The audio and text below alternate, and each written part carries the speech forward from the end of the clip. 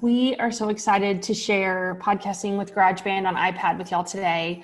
I'm not going to lie, this was my favorite Festival of Learning preparation because I had the great opportunity to use some much needed collaboration features embedded in Notes and GarageBand as my co-host Owen and I prepared to put this together for you. So yes, it's being recorded. Yes, we'll share. We're just really excited. And I'm going to pass it back to Owen to talk about your devices and what you need to have to actively participate today. Yeah, so just a little bit. Hello, everyone, by the way, and thank you for joining us. You're very welcome. So just some general kind of things, just some housekeeping things, but nothing maybe we haven't seen before. So we'd ask you just to keep your cameras and your mics off, just to preserve bandwidth, particularly when we're dealing with audio and video and screen recordings. It helps a lot. When you're in the middle of doing your sections and working, feel free to unmute then. Or generally, we'll keep questions in the chat, though, apart from that. The workshop is being recorded and will be shared publicly, so just be aware of that. Ideally, like a lot of things, if you have two devices with iPad with GarageBand on one and you're watching Zoom on another, but if it is on the one device, that's okay. As I said, we will have sections where we will give you several minutes to work on things. And we'll give you a little prompt later on with what you create. We'd love to see you share that on Twitter so we kind of see it's, you know, how we're doing our best to be connected with each other, but it's great for us to get that little bit of feedback and see what you create. So we will share those hashtags and those links and stuff in the chat as well as we go on.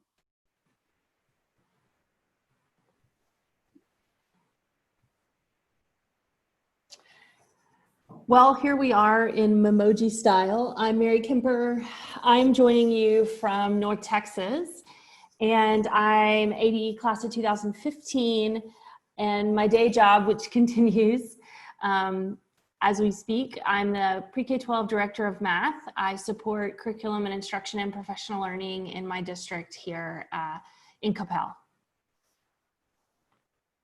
And I'm Eoin Hughes. I'm an ADE for the class of 2017. I'm a music, geography, and ICT teacher in a school called Loretto Abbey Secondary School in South Dublin. And really excited to share this all with you today with Mary. So we want to kick this off with opening your mind a little bit about why podcasting. Beyond the podcasts that you may listen to for entertainment purposes or to learn content or for entertainment for sure, we want to share a little bit about, there's so many reasons to podcasts and so many ways to share the message or the content that you create or your students, more importantly, create.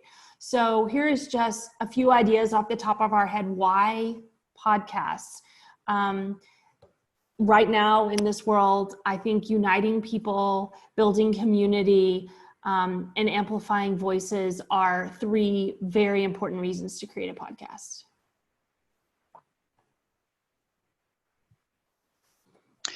So just in terms of equipment and what you might need to use, really you've got everything from the inline headphones you see us using at the moment, to your AirPods, to kind of $50 microphones that you can plug in directly to your iPad, like an iRig mic or something like that, which I've used for years. Or you can go even more fancy with some of the Shure options. Or I've just in the last few months got myself an ADE Mic Plus, which I would highly recommend. It's worth every penny, but it costs a few pennies. But there are some great options out there for anything you can use. But really, like what they say when they talk about using a camera, that the best camera is the one in your pocket. Don't be afraid and just get started. There's a really good microphone built into the iPad, and if that's all you need, or more importantly, maybe your students, if that's what they have access to, recording directly in, that's what you should use. Don't let that get in your way. So just to talk a little bit about my setup and maybe how I would use this. Obviously, many of you would know me for creating music a lot. So that's why I've invested a little bit recently in some new equipment, like an ADE Hype Mic is the one that I use a lot. But before that, it always would have been like a $50 iRig mic. And in terms of podcasting, where I've kind of maybe done a lot of work with our teachers in our school with that will be particularly English teachers and language teachers, and in terms of what they can do with their students and recording, and not just kind of podcasting, but maybe sort of more audio stories and building things around that. Most of the time, that would be in the classroom if it's going to be doing it with students or working with teachers. So, and obviously myself, it's going to be at home, but Mary will talk a little bit more about that sort of setup. Yeah, sure thing. So I would say don't hesitate to use the wired headphones that connect to your iPhone or to your iPad. I appreciate being able to plug them in, plug and go with the mic right there, and then not having any Bluetooth connection issues. I've also been advised, and I believe it's definitely true, to get a better sound quality, to use a soft environment, so that if you're at home and recording information for a podcast or an audio recording there, definitely I would recommend jump on your couch or your bed with lots of pillows, and that soft environment really helps the sound. Right now, I'm in my dining room leaning on a hardwood table over a hardwood floor. Like, it's terrible. It's echoey and loud. And so I would definitely move if I was recording for a specific audio purpose. The other thing I would, my bit of advice for you is to not worry. I recorded my podcast with educators, with my teachers, and we went wherever we could. So I had some outside where you could hear the birds in the background. I had some recordings done in classrooms that were a little bit echoing, or you could hear kids in the hallway, but just remember your purpose. The purpose of my podcast with my teachers was to tell their story. And if I could capture their story in their work environment, that's where I wanted to be. So grab the headphones and your iPad and feel like you're very well prepared. So what we're going to go through first of all is to show you just some of the basics that you need to do the setup, because whether you're using GarageBand or Logic Pro or anything else, they are fundamentally digital audio workstations, or DAWs, for creating music. So there are a few things that you need to do to set them up to make them kind of usable for podcasting. So this section is arguably the most important, the thing that you need to get right, and we will give you an opportunity to do this as well. So here we go, and we'll go through it then, okay? So first of all, you will need to open up GarageBand and start a new project. You're looking for the plus, either in the Browse menu or in the top right in Browse or in Recents. You want to use tracks view, not live loops all the time with doing podcasting. You don't open the keyboard like you would maybe with things. You want to go to the audio recorder and then open voice. At that point then, you don't just record. There's a few things. We need to turn off the metronome that goes tick tock, tick tock. It's very, very important that we turn that off. Also, tap the plus on the right-hand side of the ruler and change the section A length to automatic. It's really, really vital that you do that. Remember, it's set up for 8-bar sections, which will be very typical in music. Also, you want to change the sound. The default mic setting is for singing, so tap on that and scroll down and choose narrator. You could also maybe select radio ready. And the reason we're recommending both of those is if you look in the settings, the compression level on those is very high, and that gets a very squashed sound to simplify things a lot. So it's much better, kind of more a nicer aesthetic for kind of recording in a very radio style. So once that's done, you're ready to record, and it is important that you record something. We'll talk about templates a little bit. Also, just look at the meter on the left, and you'll never see that it goes up to the red. It only ever goes to about 75%. And that's important because you don't want what's called clipping for it to go into the red on those meters, those vertical meters. So it's very important to do that. So you can tap back to track view then, and then see your basic recording. If it's really going up right to the limits of the track there, you're going to be in trouble. All right, so we're going to jump in and just start. This is my recommendation for you. You cannot share unless something's been recorded, so you might as well just start recording. So we're going to have you go ahead and practice recording audio right now. And here is your challenge. And I think it's great that some of you talked about the weather in the chat before we started, because that's your challenge. Your challenge is to describe the weather. A few reasons why we chose this for our challenge. It's something that you can replicate with your students at school. Everyone has content to contribute.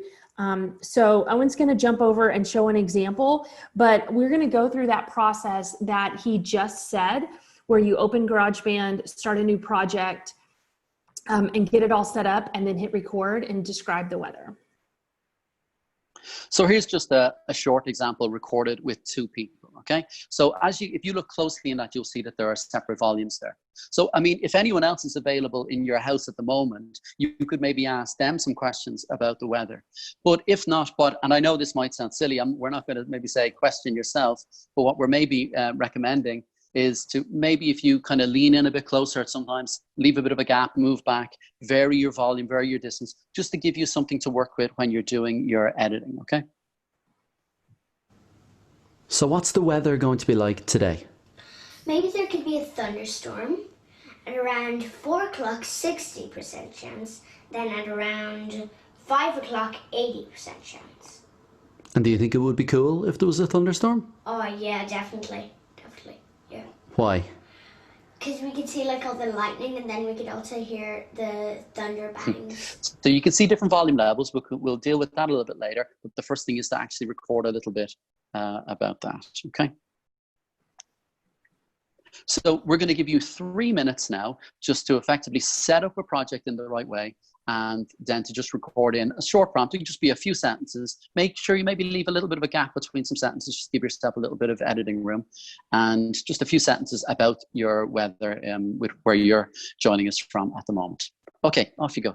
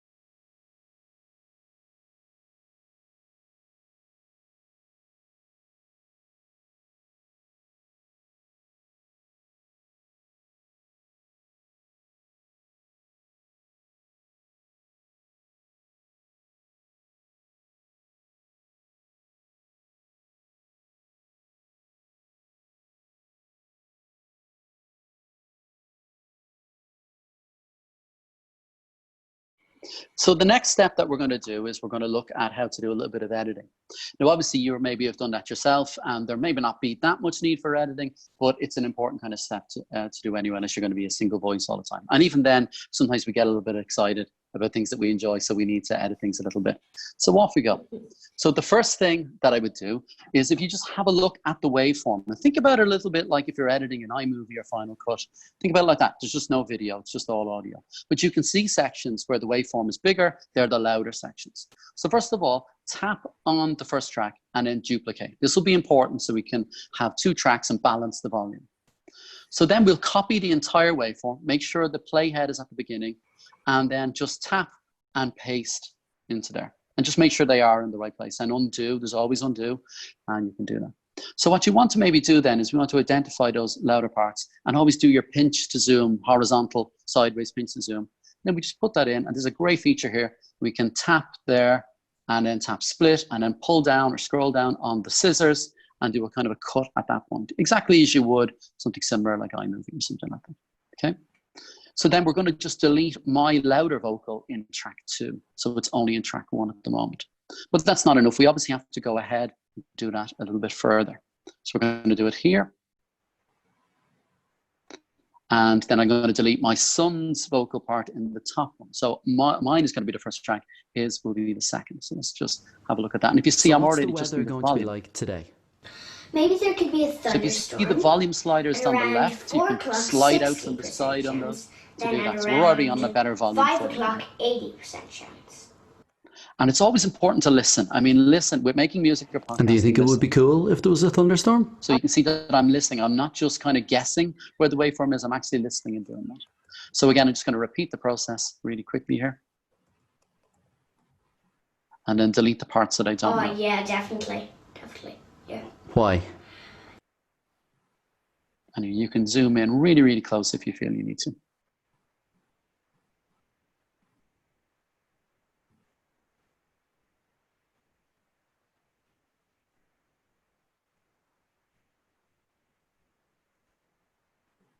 And you can also trim some silence. So if I tap back at my first one, you can see that I can just tap that and grab the handle, the yellow part there, and then drag that in to get rid of some of the silence. Particularly if you're using lower quality mics, you might get a lot of hiss, and you may want to get rid of that. So it's a good way, just, you're not moving the track, you're just kind of slicing a little bit of trimming and slicing a bit off the end there at that point. So what we're going to do now is we're going to give you, this is actually can often take more time, particularly because you're only recorded maybe a minute or so, or if even that, of your describing your weather. So we're going to give you 5 minutes now just to work on trying to do some basic editing. So duplicating, I've got all the main steps just up there on the screen. So off you go, 5 minutes, and have some fun editing that.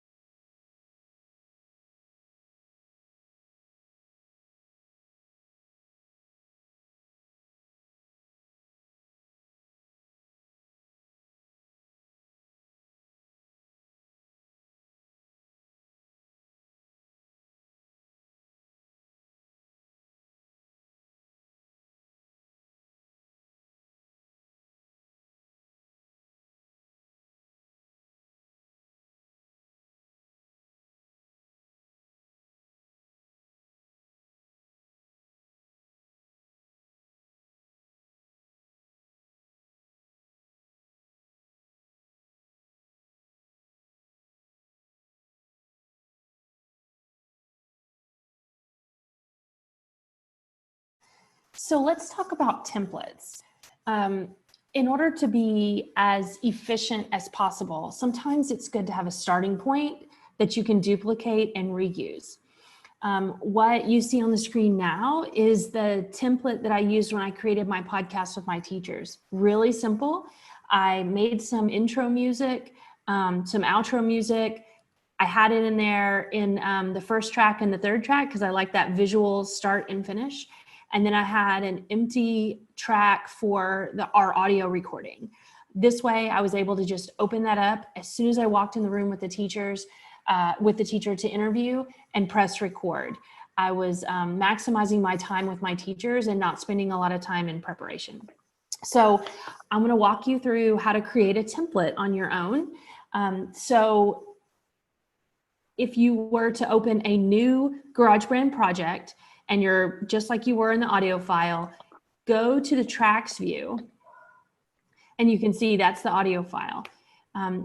In this view, you can tap on the icon and rename it. So I named mine Duplicate Me or Podcast Template. And this way it was the starting point I used every time. Then when it was time to record a new podcast, you can duplicate, rename, and use the same one every time. It makes it so efficient. And then you're ready to go. I definitely recommend renaming so you don't have a lot of projects named like My Song 37 or My Song 38. So that's how to create a template. So now we're going to give you just a little bit of time to create a template.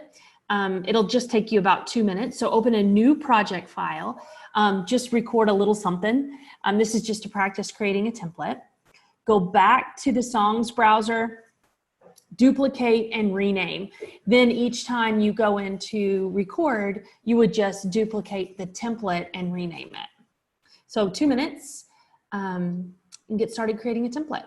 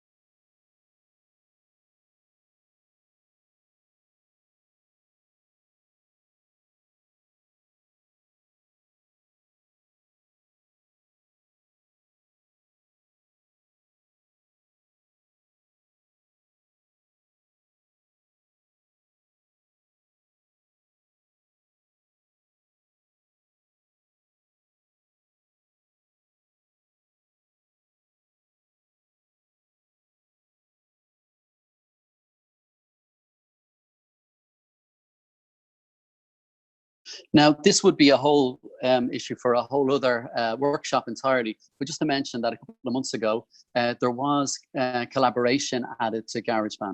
So it's a fantastic new feature.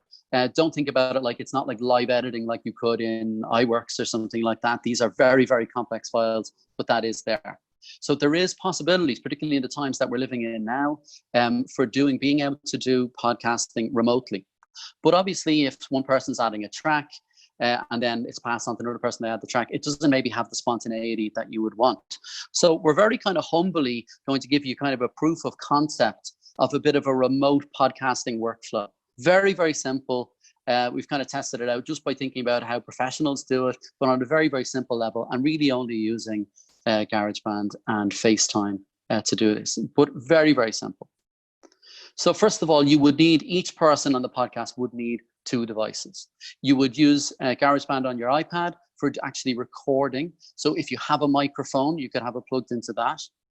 And then you would have maybe FaceTime on either a Mac or a second iPad or on your iPhone. And I would maybe suggest using your inline headphones or your AirPods for doing that. And to make it as simple as possible, you would both kind of, roughly kind of say, right, we're going to hit record after 3, 2, 1, go. And then you have your lovely free-flowing kind of spontaneous conversation through that. After that, then, it would be important to kind of select an editor. So let's say, for example, we've both recorded on our ends. We both have a track. You can then export then the project as a song. So, for example, Mary would send her song to me, and then I would maybe then act as the editor. So here's my project where I've already got my voice added in. That's my voice track there. But if you see then, we're just going to walk you through then. Mary sent me her track, and here's how I would take that song file she sent me.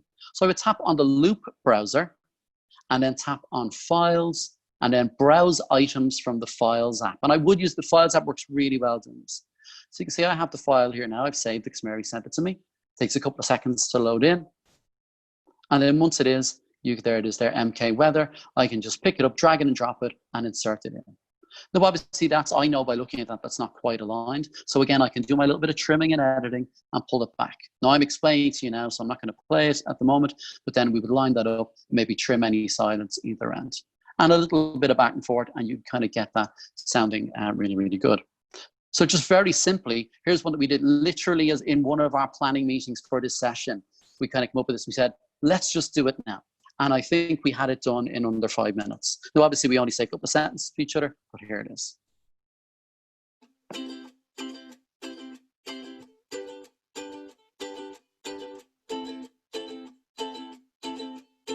So, Mary, how's the weather in Texas at the moment? It's sunny and beautiful. 97 degrees and not a cloud in the sky. Well, we've lovely weather too. It's not probably quite as warm as that, but as Ireland goes, it's pretty nice weather.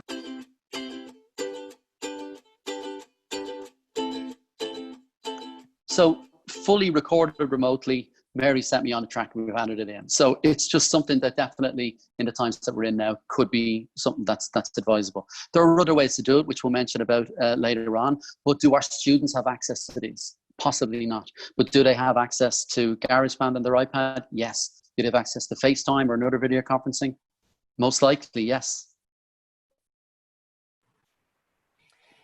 It's time to add music. This is my favorite part. So I want you to go back to your project where you described the weather, and we're going to add some music.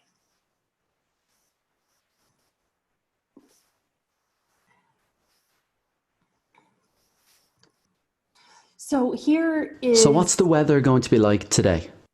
Maybe there could be a thunderstorm. At around 4 o'clock, 60% chance. Then at around 5 o'clock, 80% chance. Yeah, it needs some music in the beginning. So the first thing I'm going to do is open loops, excuse me, and filter by sound packs, because my favorite sound pack is Toybox. I definitely recommend that. I'll tell you why in a minute. But we're going to make sure Toybox is the one that's selected, because then I can see only the loops in the Toybox sound pack. I'll scroll down to Strummed Ukulele, the one that Owen actually just used. Yep, I like that. And drag it and drop it as a third track.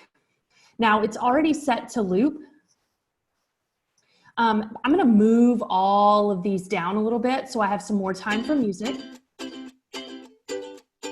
So what's the weather going to be like today?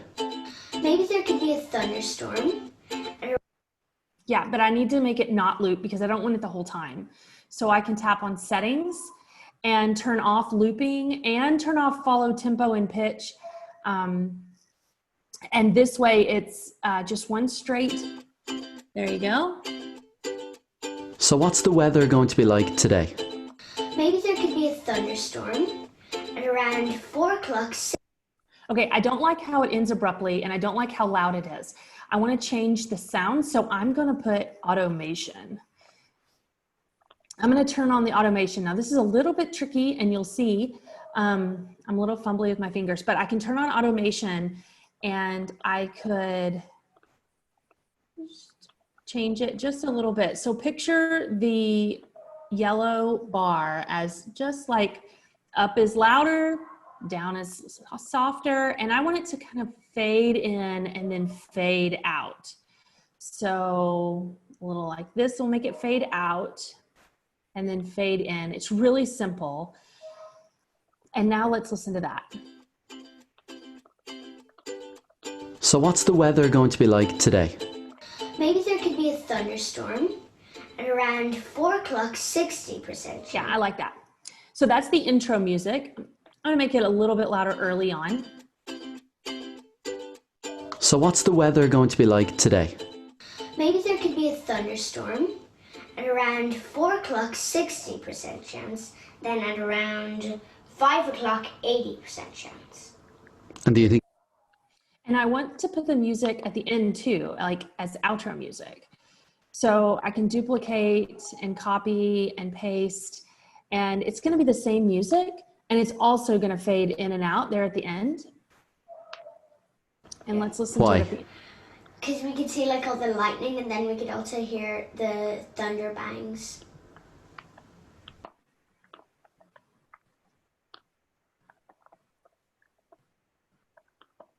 Yeah, you couldn't hear that because my automation was all the way down. So let me make some adjustments. And you can just fade in and out, fade at the beginning and the end, but I wanted it to We be could also a little hear fancier. the thunder bangs.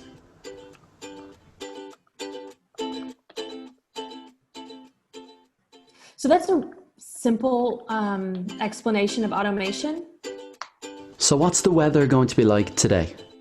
Maybe there could be a thunderstorm at around 4 o'clock, 60% chance. Then at around 5 o'clock, 80% chance. And do you think it would be cool if there was a thunderstorm? Oh yeah, definitely. Definitely, yeah. Why? Because we could see like all the lightning, and then we could also hear the thunder bangs.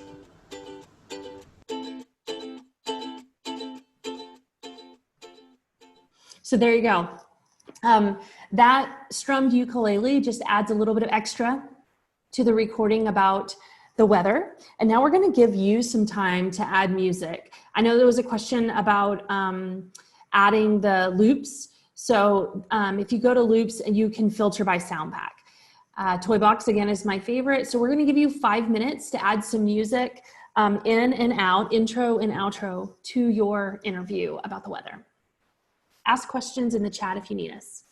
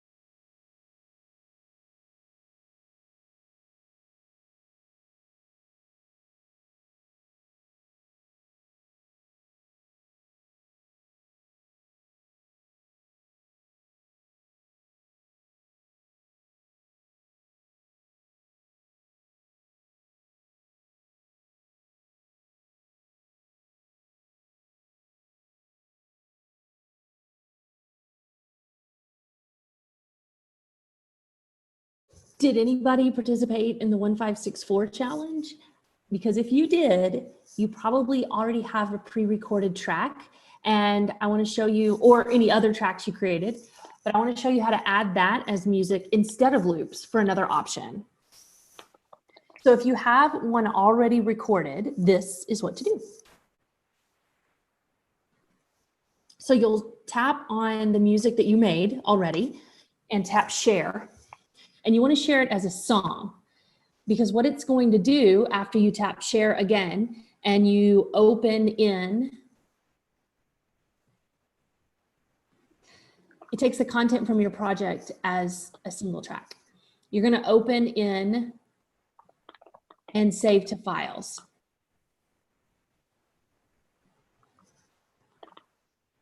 I prefer to save on iCloud. And then I can go to where I recorded, say, my weather interview, tap on loops, like Owen did earlier, and tap files this time. And I can find the music I just made by tapping down at the bottom and finding it in recents.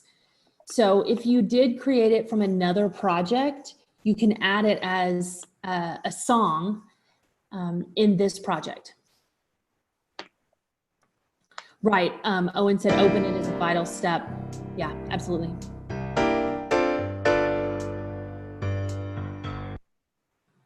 So if I want to use that music that I created on another project, I can add it to this project as a song.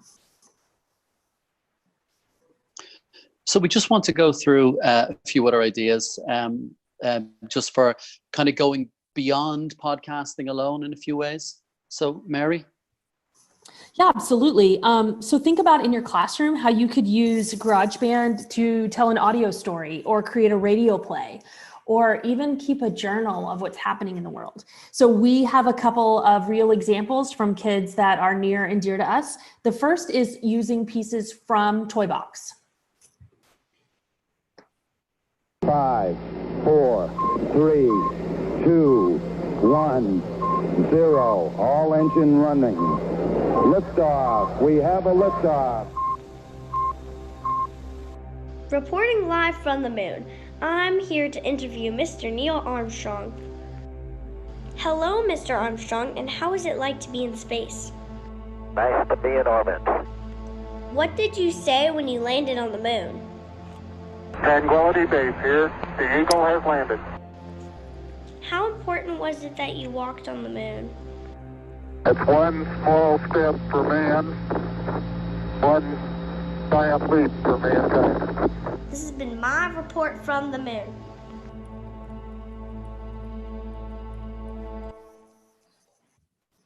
So all of the sounds and music that you just heard are all in the Toy Box sound pack, including the pieces from NASA.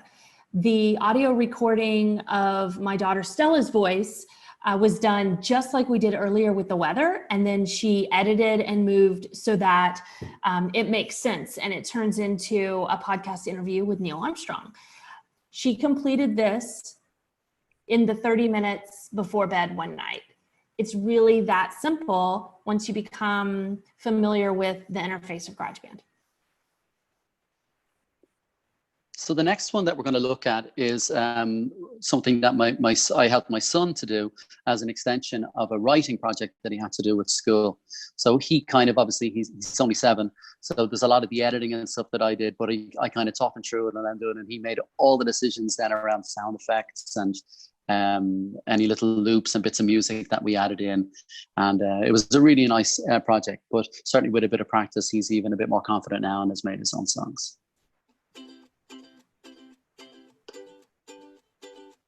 A Monster in the Woods by Reese.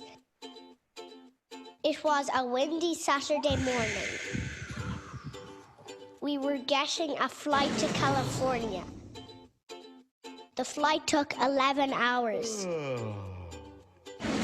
When the plane landed, we went to our hotel. We had a rest and a shower.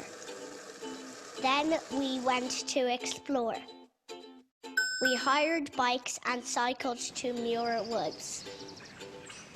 The trees were as tall as skyscrapers. We could hear the sounds of birds singing.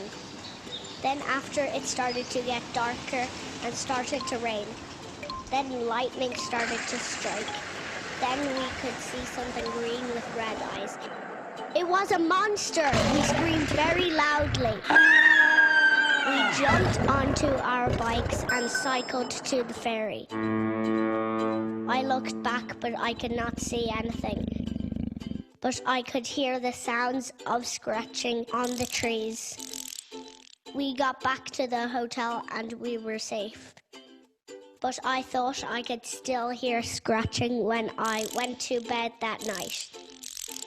The end.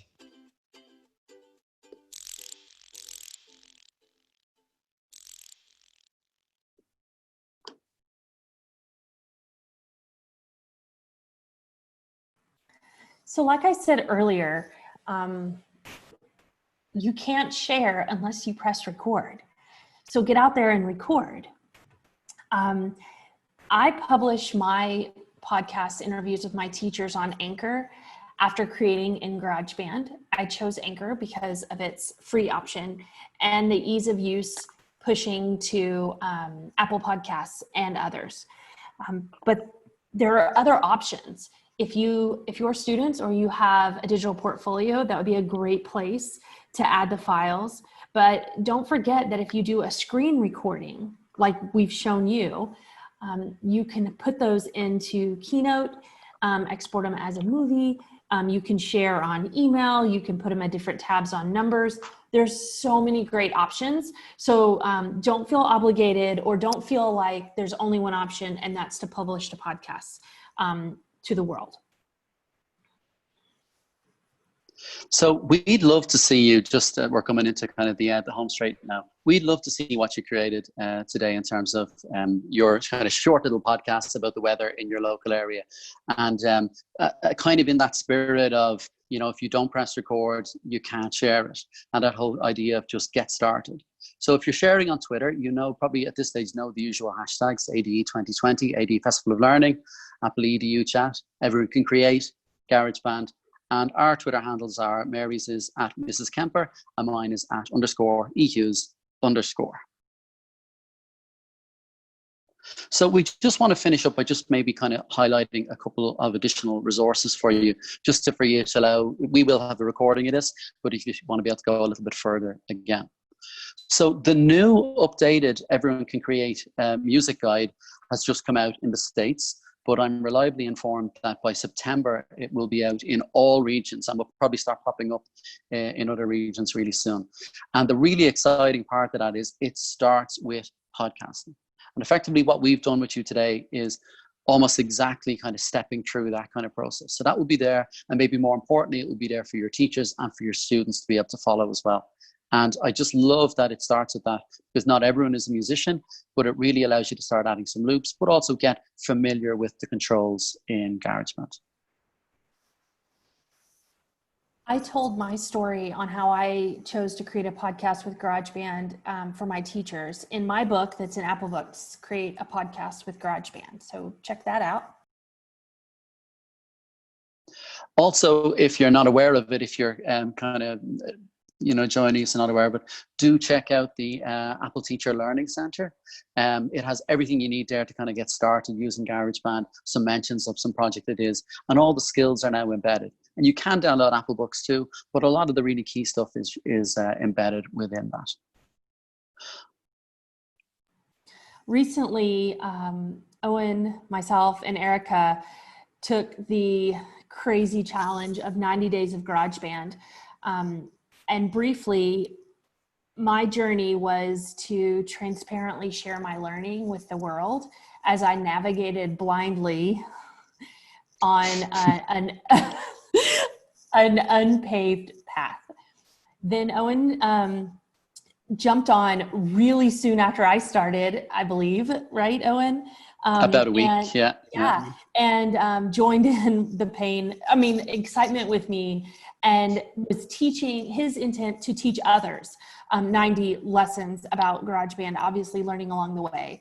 Erica's is focused on early learners, but don't be dismayed because it's not necessarily early learners like young children. It's early learners in music. So I recommend following our 90 Days of GarageBand. We uploaded all of our videos into YouTube, and you can find them on Twitter, hashtag 90 Days of GarageBand.